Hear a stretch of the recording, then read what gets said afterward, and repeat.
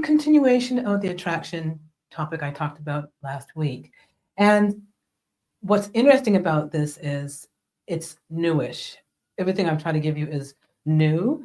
This information is just hot off the press, and it's talking about facial attraction and the definition of it. But what it means now is that the beauty that we've always heard about is really not as significant or as important as we've always believed. Yes, beauty is beautiful, right? But you don't have to be beautiful to be attractive. We know that. But I'm saying now there's proof that you can be average. Remember that quote from KS, average at best? You can be average and be well sought off for and attractive. And that means that, according to research, that being average might be beneficial, might be better than being beautiful. I'll say that again. Being average might be more better for you than being beautiful. And that's because average people that are walking around every day have certain benefits compared to the extreme. So the average person is in the middle, and we have the less attractive person and the more attractive person. That average person has some benefits that we don't even know about. So let's get into it, and let me tell you about the differences between why people think that the average person might be actually more attractive than the most beautiful person because of certain things evolutionary wise that give them advantages over the extremes, the very beautiful and the less beautiful. Okay? All right, so the new meaning of facial attraction, the preference of certain faces over others. That's the new meaning. There's a preference. You individually, we all have a preference of one face over the other. And that's the definition of facial attraction. Facial attractiveness is the degree to which a face is considered aesthetically pleasing. So there's a degree that one has, and that tells you how much more attractive one is when you put it in degrees. So that's more of a rating, right? And so we do have a rating down here, a scale of 1, which is low attractiveness, and 7, which is high attractiveness. Studies show that. If you want the studies, let me know. But there is a lot of talk about being facially attractive because now being facially attractive has been attached to the benefits of being not too beautiful, but being average, so that you have, again, evolutionary traits that take you into a more serious situation where you actually can give your offspring a lot more than the very beautiful or the less beautiful. Okay, so that's what I want to talk about today. Evolutionary need to decide quickly who to choose to provide the best chance of our genes being passed on, surviving and thriving, affecting mate evaluation and selection. Okay, so this is saying that there is a need for us to know who is attractive and who is not, because that is going to allow us to determine who's going to be chosen to pass on our seed, to pass on our genetics to our offspring. Okay, very important reason why we want to know who's attractive, because it tells us who to go for versus who not to go for, so that the longevity of our species can continue, right? Like I said before, there's a scale of low attractiveness, number 1, all the way to high attractiveness. Studies have used that scale, but the facial traits also is used in the studies. And I really want to dig into the facial traits because that is what I want you to focus on. The first facial trait is symmetry. Okay? The extent to which half of the face is the same as the other half of the face. So symmetry, right? You divide your face in half. The right side should be the same as the left side. Okay? Now, male body symmetry. So when the body, we're talking about the body in the male, it actually really tells us that they have an increase in sperm count and the speed of their sperm. So symmetry tells us things when we're symmetric versus not being symmetric, when we have symmetry versus asymmetry. When you do not have symmetry, there are issues that arise. So you want to see a face, decide whether it's attractive, including your own or your partner, and make sure there's symmetry. Because when you're choosing your partner, if they don't have symmetry, there are problems that will arise. But when a male body, when a man has good symmetry body-wise. He has increased sperm count and increased speed of his sperm. So very important for you to know when you're thinking not only of procreation, but when you're thinking of health, okay? When you're talking about sex, you want someone that has great abilities and physical prowess. So you want to know that that person has healthy production of sperm, okay? Female breast symmetry. So the female breast symmetry is important. Yes, we've heard that breasts can be asymmetrical, but they're saying in studies when you have female breast symmetry, there is an indication of fertility. You are very fertile, so take note of that. Okay, I'm sure this is just, again, studies that show that there is a bias, but of course, people that have asymmetrical breasts also probably are fertile too, and people that have symmetrical breasts are probably infertile. But again, this is a study that showed that a lot of female breasts do show symmetry and fertility at the same time. All right, it is also associated with, so symmetry is associated with fitness, growth rate, so you grow very quickly, survivability, you survive when you are symmetrical, right? Facial asymmetry is associated with lung respiratory diseases. So when you have facial asymmetry, it is associated with lung diseases and respiratory diseases. I didn't know that. So there is that asymmetry that you're going to have to be careful with, because it does indicate there might be some developmental delays leading to respiratory and lung diseases. And these can be, again, genetic. Okay, so when you look at a face, there's something going on. To be aware that that is not healthy if there's asymmetry. You want to have symmetry. So again, remember, this is not about extreme beauty. This is more of some traits that you have to look out for. And I want you to know this. When you're choosing your partner, you want to know, does the face appear to be symmetrical? Because when it's asymmetrical, you are going to probably pass on some genes. According to the studies, there's a chance of passing on some genetics where there are lung diseases and where there are respiratory problems. Okay, and there could be a spectrum of those. In men, again, skeletal symmetry is associated with increased number of sexual partners. Go figure. You guys always have something going for you. But skeletal symmetry is beautiful, right? It means it's strong and that they develop properly. And I guess it gives them height and it gives them strength and it gives them that ability to have a number of sexual partners, because it's probably related again to that strength and that beauty that it emits when you have a strong skeletal system and symmetry. Okay. All right. So symmetry is one of the traits that you have to be aware that it is crucial that you do have symmetry in your mate. It'll tell you if things are off, one is ears up here and one ear is down here, that there might be some chromosomal abnormalities that happen when you have offspring. So beware. And of course, if you're not having offspring, you're not having kids, then you don't have to worry about that, right? If you're dating at an older age, you don't have to worry too much about having offspring. But health-wise, that could be an issue as they get older, okay? So the second trait is averageness. Now, this is what I love when you talk about average, because we've always thought that we don't want to be average. We want to be very beautiful. We want to be more than just average in anything in life, right? So I want you to know that being average is perfectly fine. And actually, we should be looking for average people, because the average people, number one, give us less headache, but the average people actually have a better genetic disposition than the people that are on, again, the extremes, being too beautiful or not being beautiful at all, okay? So averageness to distinctiveness. So that averageness is being in the middle, distinctive is being extremely pretty or beautiful or handsome. How closely a face resembles the majority of faces in the population, okay? So you have to have a certain population, and if the majority of faces are in that population looking a particular way, then you're average. If you have a look of the general population. So again, how closely a face resembles the majority of faces in the population. So that's averageness, okay? So if you see people and they look the same, they're average, okay? But there are benefits of that. And then to the more extreme characteristics, which again is where they have unique characteristics, and then they become more distinctive and more beautiful. okay? Depending, of course, on the characteristics.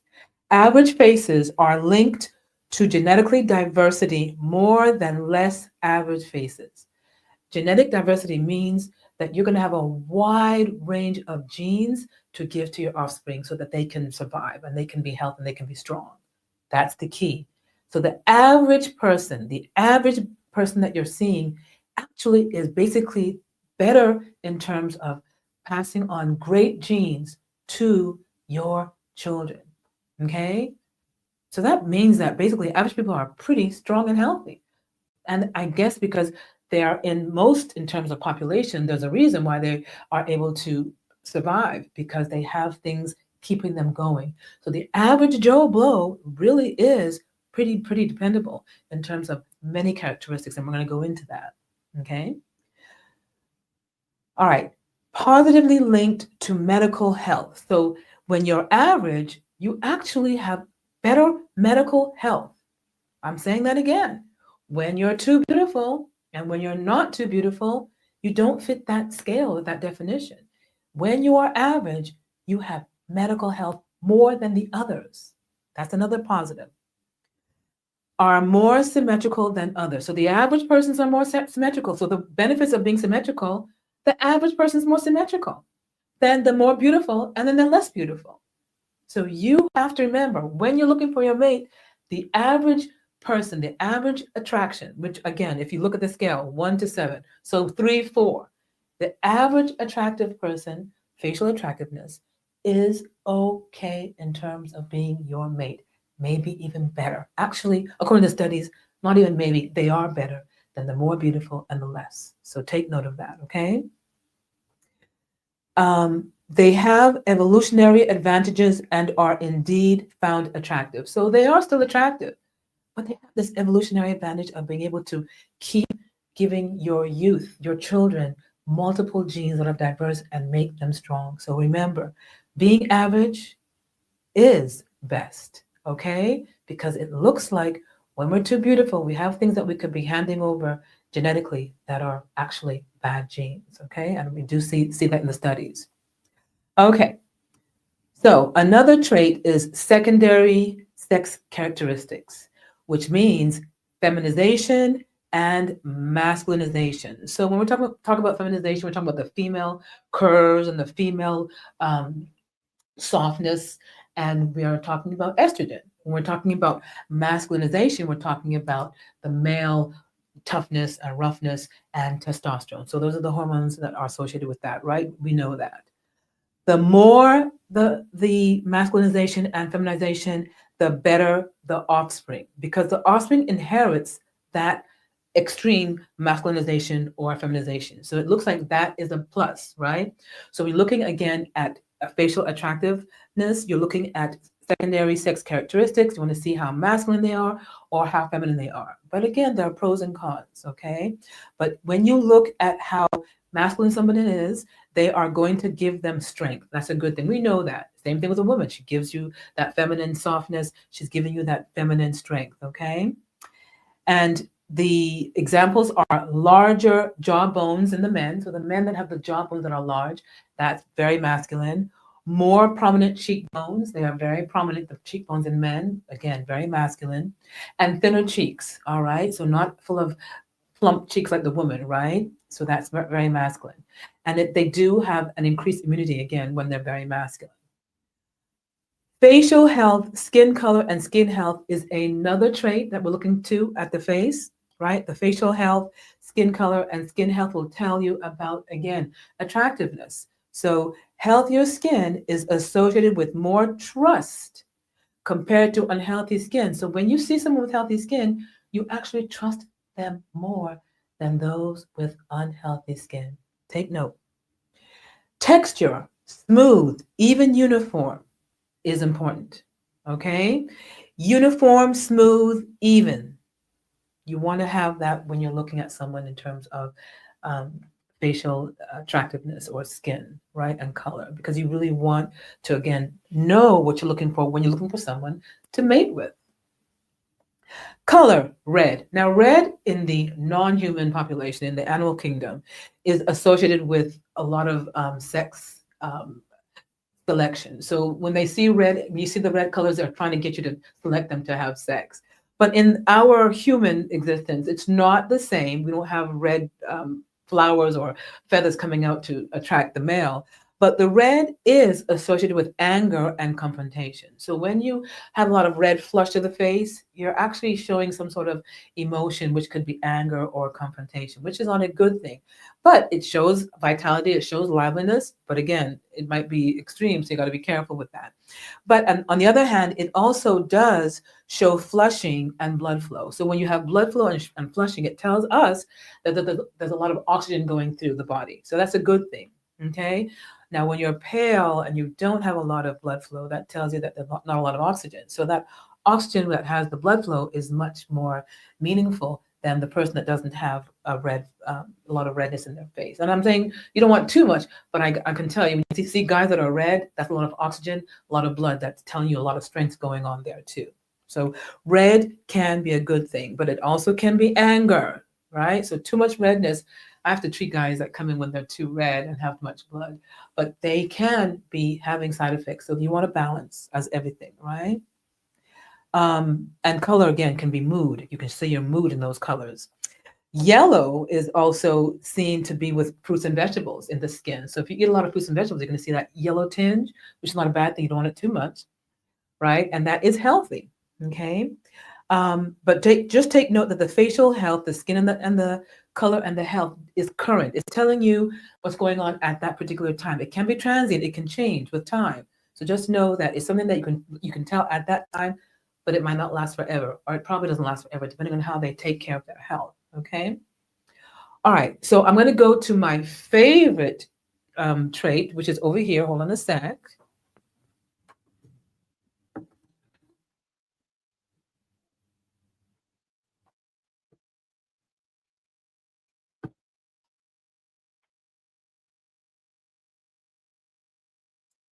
All right. So this particular trait is my favorite. And you know what I'm going to talk about right now with my favorite trait is personality.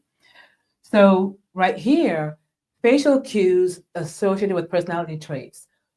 Ooh, can you imagine that in your face, you can actually see your personality? I think it's wonderful because I just love personality. And if you have not done the quiz, go and do the 5 traits, 5 basic personality traits quiz. Okay. Very well mined. Okay. Right. So facial cues associated with personality traits. So you're going to see in someone's face their personality. Take note. The question is it important to you or not? Studies show for some people, personality is not important, or the beauty of the face is more important than the personality. Is that you?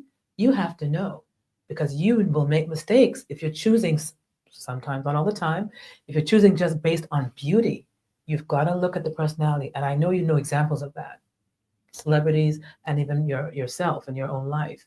When you're looking at beauty, you can. It's your choice. It's your prerogative. But there's a consequence for that, okay? Attractive people have more sociable, desirable traits than unattractive people, okay? So when you're attractive, you are definitely going to see that you can get away with certain things in life. And I know you know this. They lead better lives than the unattractive people. They achieve more prestigious occupations than the unattractive people. These are the attractive people that, because of their facial cues, right, they're getting away with, I'm not going to say murder, excuse me, but they're getting away with a lot in life because they have that personality in their face and they can see it and it makes them successful. It makes them get what they want just from their face alone. So that's why you really want to know about not only who you're choosing, but your own facial attractiveness. Make sure you're aware of it. Make sure you see what you're doing when you're in public. Okay. They have happier marriages. Again, that's what studies say. They are more competent. That's what studies say, that they actually are more able to take care of issues, right? When they're attractive. I think that's great. And remember, that is dependent upon the personality too. And are better parents. All right. So when you have a person that has desirable personality traits, you can see it, they're going to be better parents. They're going to parent better. Okay. They smile and they're more attractive. Okay. So smilers are more attractive just by smiling. And again, it's a temporary thing. It's not something that you do all the time, but it's something that you want to take note. Does that person smile or not? Less masculine men with some femininity are safer and thus more attractive to some women depending on their personality. So, what I'm saying there is that there are a lot of women that don't want to date men that have personalities that are very strong. So, they actually want less masculine men with some feminine traits because they're safer. That's what they're saying here, and more attractive to them. Okay. So some women prefer to focus on visually appealing traits. So some people just want to focus, not women, just some people in general, men and women, want to focus on beauty, visual traits. Okay. More than their actual personality. Go figure. Now that we know this, do you still want to do that? Do you still want to think of beauty rather than personality? Because it's going to have long term consequences for you, including child rearing and childbearing and child taking care of children in the long term. And I have more for you. Those that do not value personality traits focus on face attractiveness and less on personality. So when you hear the quote, what is good is beautiful, we're talking about people that really want personality traits more than just beauty in the face. Because that is going to give you an idea of who you're going to be dealing with in the long run, right? When you see good personalities in the face. Okay. What is good is beautiful. But for those that want more beauty, what is beautiful is good. Isn't that interesting, that quote? So the quote really is, what is beautiful is good, because they get away with a lot. But you can flip it and say, what is good is beautiful, because really, when you have a good person, that really is what you want. That really is the beauty. Okay? Also, increase masculinity. I think I said this before. If you have a lot of masculinity, you're showing a lot of domination, a lot of dominance.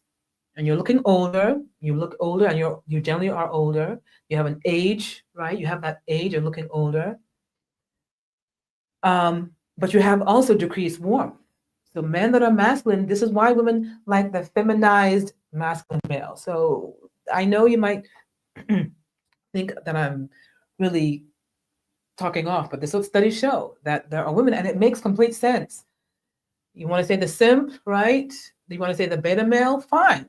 They have less warmth than masculine men, right? Less emotions, less honesty, less cooperation as a parent. This is what studies show, again, that very masculine men are very dominant and, I guess, inflexible, okay?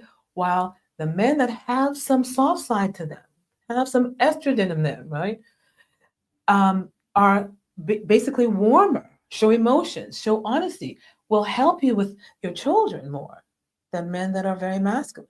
Studies confirm that. So you can look at your situation and see what you're dealing with, okay? More feminine men prefer connected long-term relationships and less short-term relationships. Goes with the saying. If someone is less masculine, they're going to definitely want to be in a relationship more because they're more emotional, right? So you have to decide what you want. Do you want the masculine man that's not going to be there for you as much? Or do you want the less masculine man that has some feminine side to him that will be there for you? And I can tell you, I wish I knew this when I was younger, because this is just mind blowing. It's just mind boggling. Okay. So you've got to decide. And I'm letting you know, if it's not too late, please make the wise decision and definitely get that guy that's not too masculine, that has some feminization going on, to make them better in terms of relationship and love, right? Feminization increases attractiveness. So basically, they're saying that if you get a little bit more feminization, studies show that women are choosing people that have more feminization, making them more attractive. They're choosing that, okay?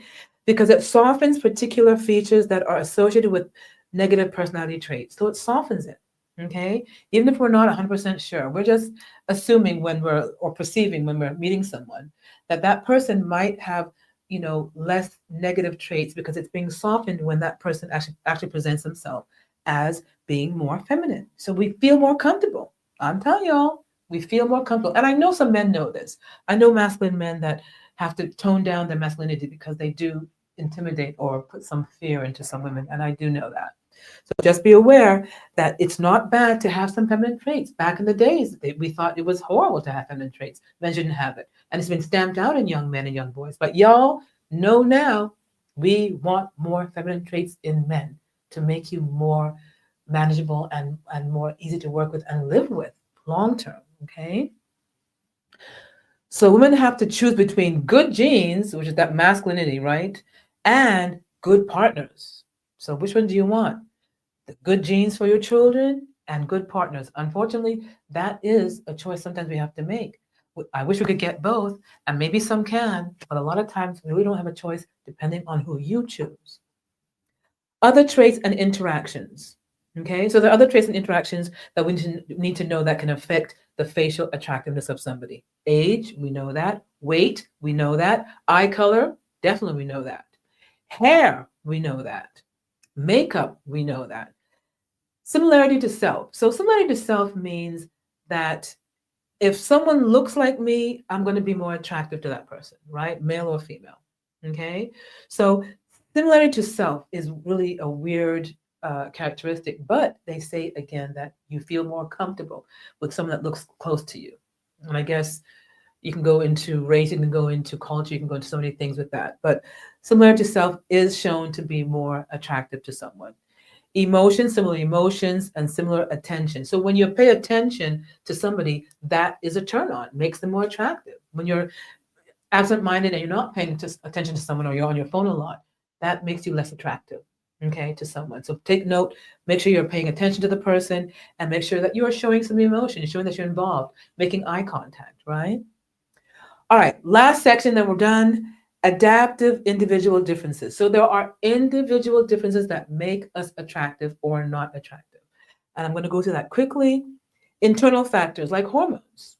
Your hormones will make you attractive or not. If you have no hormones, you're going to be dried up and looking like an old hag. Do not have low hormones, right? Check a doctor, go get a physical and get checked for your hormones. Your own condition, your health will make you look or less attractive, if you're not taking care of your health or your condition. Attractiveness, again, innate attractiveness when you're born with it, that is something that will definitely be individual. Personality traits, we know that is very, very individual. So go and do the quiz, know your personality trait so that you can adjust it and you can improve it if you have to. Number 2, context. So when you're thinking in context, for example, choosing a mate in the heterosexual or the same sex versus the opposite sex mate, you're going to have to decide the same sex look versus the opposite sex look. That's going to be contextual. A mate, which is just a mate that's going to procreate for you, or cooperation, like we talked about. When you want someone that's going to be cooperative, you don't want that increased masculinity, right? You want a little bit of feminization going on. Okay. Long versus short-term relationship. So when you're in a relationship, if it's a long-term versus short-term, that will also decide whether someone's attractive or not. If you're in a short-term relationship, you're not as impressed with their attractiveness. But when you're in a long-term relationship, it does impact you more because you're trying to make a relationship last, right? High versus low pathogen load. That means someone that has the sickness or has a poor immune system. You want to know that too, because that will impact the person's attractiveness. Exposure, visual experiences. So when someone travels the world and exposes themselves to so many different faces, your definition of attractiveness will change. Exposure impacts our preferences, okay?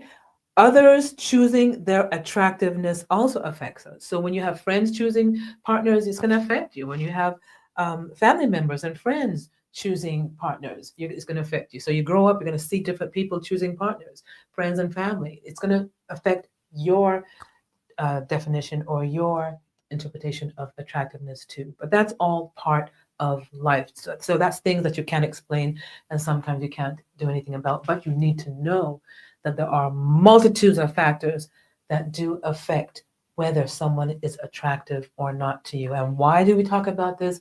Because I want you to know you can get an average person and have a blast and have a crazy great time, not only in terms of a relationship, but I'm going to go with this sexually too. Okay, guys, have a great night. I'll see you tomorrow. Take care. Bye.